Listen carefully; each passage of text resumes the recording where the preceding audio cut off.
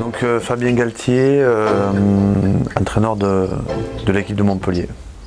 Quand j'étais petit, on m'appelait Fanou. Et après, il y a eu la Galte, Galette.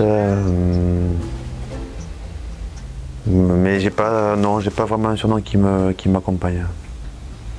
Mauvais sûrement. Aucune sûrement. Énorme. Énorme, c'est quoi? C'est le caractère sûrement. Leur présence. Une passion qui brûle. J'en avais pas. Aucune. Vraiment aucune. J'en ai quelques-uns, c'est difficile d'en sortir un.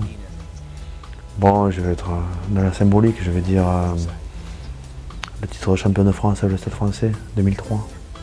C'est pareil, mais je vais être dans la symbolique aussi, je vais dire le titre de champion de France en 2007 avec le Stade Français. Bon, je suis très attaché à ma maison et mon village natal qui est dans le Lot, qui s'appelle Montgesty. Peut-être qu'il se peut que je boucle la boucle là, mais il se peut que non, puisque j'ai toujours bougé depuis, donc peut-être je sais pas où je serai. Non, pas du tout. Je voulais fuir ce job, ou ce métier, ou ce rôle. Parce que je connais les contraintes, j'ai anticipé les contraintes qui sont lourdes en termes de gestion humaine, de pression au quotidien. Et je voulais couper aussi, donc je voulais vraiment couper. Revivre le rugby avec plaisir, ce qui parfois dans le monde professionnel ne l'est pas toujours.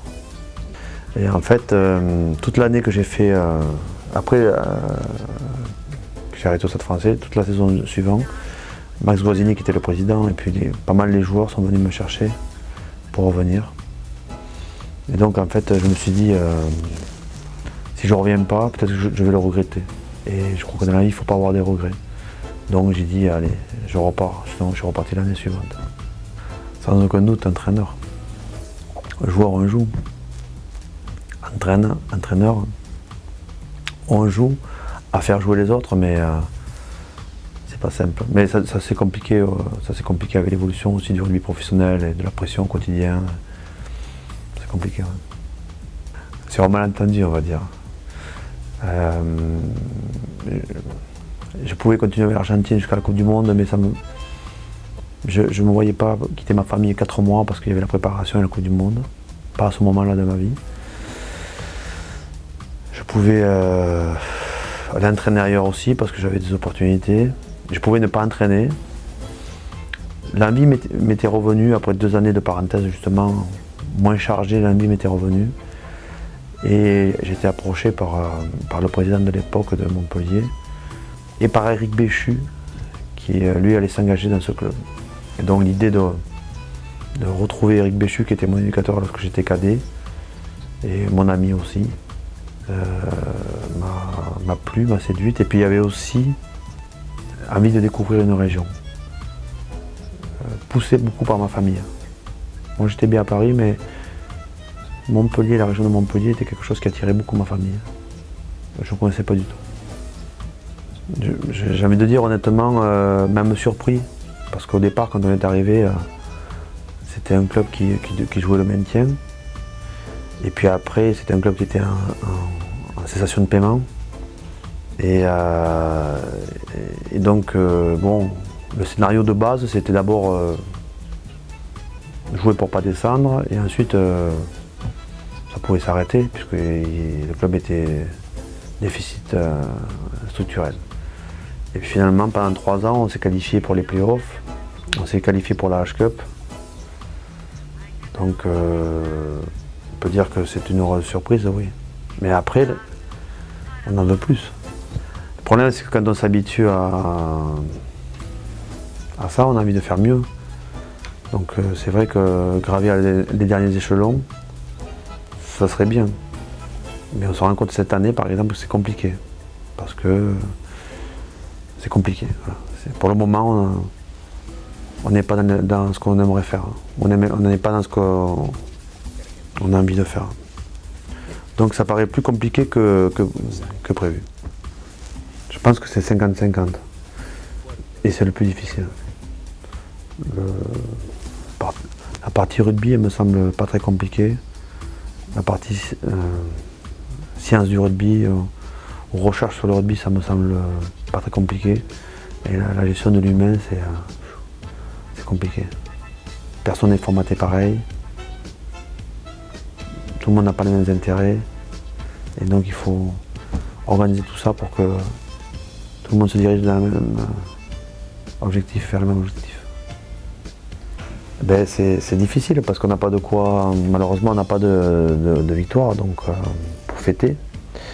Le doute s'installe et donc ça fragilise un groupe, quoi. Donc la première des choses c'est d'essayer de ne pas fragiliser le groupe, je crois. C'est de faire corps, d'essayer de faire corps, de mettre du ciment, de mettre de la colle, de renforcer tout ce qui pourrait être des voies d'eau, en se disant qu'on va arriver à faire tourner la roue sans qu'elle se casse. Être en haut c'est facile et très agréable. Le problème c'est que c'est souvent très éphémère et puis après la tâche qui incombe c'est s'y maintenir et c'est compliqué aussi. Oui, parce qu'avant on faisait comme ça, quoi. On était une bande de copains. Moi j'ai joué avec des gars pendant 20 ans, de minime jusqu'à la finale de la Coupe d'Europe ou la finale du Championnat de France avec Colomiers pendant 20 ans. Ouais, c'était comme ça, on bougeait pas. Je peux pas dire que je crois que je suis allé crescendo dans ma vie de joueur de rugby. Je dirais pas que c'était mieux qu'avant, mais c'est allé crescendo, quoi. Colomiers et Stade Français, donc c'était plus fort, plus grand, plus beau. Mais c'était bien, enfin, c'était crescendo, quoi. Non, parce que, comme tu dis, j'ai eu l'opportunité souvent, puisque j'ai eu la chance de faire 4 Coupes du Monde et une finale. Donc voilà, ça veut dire que c'était pas possible, quoi. Mais sinon, non, j'ai pas de regrets par rapport à ça. Et c'est pareil pour l'équipe de France, c'est allé crescendo, quoi. Je pense que les dernières années ont été les plus belles. C'est bien quand les derniers moments sont les plus beaux. Je l'ai pas poussé, non. J'avoue que je l'ai pas poussé.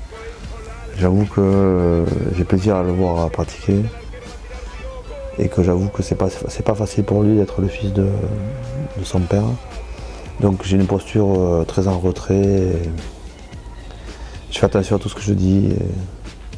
Et je le laisse vivre sa passion, parce que c'est une passion pour lui. J'ai pas choisi. Mais c'est ça qui est affreux, c'est que je suis le père. Et après, j'ai toute la connaissance qui va derrière. Donc, d'abord, je vais pas trop au tournoi. Je vais le voir souvent le mercredi après-midi à la fin de l'entraînement, pendant la dernière demi-heure où il joue. Au tournoi, j'y vais pas trop parce qu'il y a des gens autour, il y a du monde. Et puis, normalement, c'est son tournoi. Il faut pas que moi je prenne trop de place. Donc, c'est pas évident. Donc, je vais souvent le voir le mercredi soir sur la dernière demi-heure lorsqu'il joue. De toute façon, quoi qu'il arrive, je l'encouragerai à vivre sa passion. Le plus important, c'est de vivre sa passion. C'est pas une question de hiérarchie ou c'est vivre sa passion. Ben, en ce moment, on a besoin d'eux, quoi. On a vécu des grands moments. Moi, c'est pareil, sur Montpellier, j'ai rien à jeter, c'était fantastique. Et en ce moment, c'est dur, donc j'espère qu'on va vous redonner du plaisir, quoi. Et on va en prendre avec vous.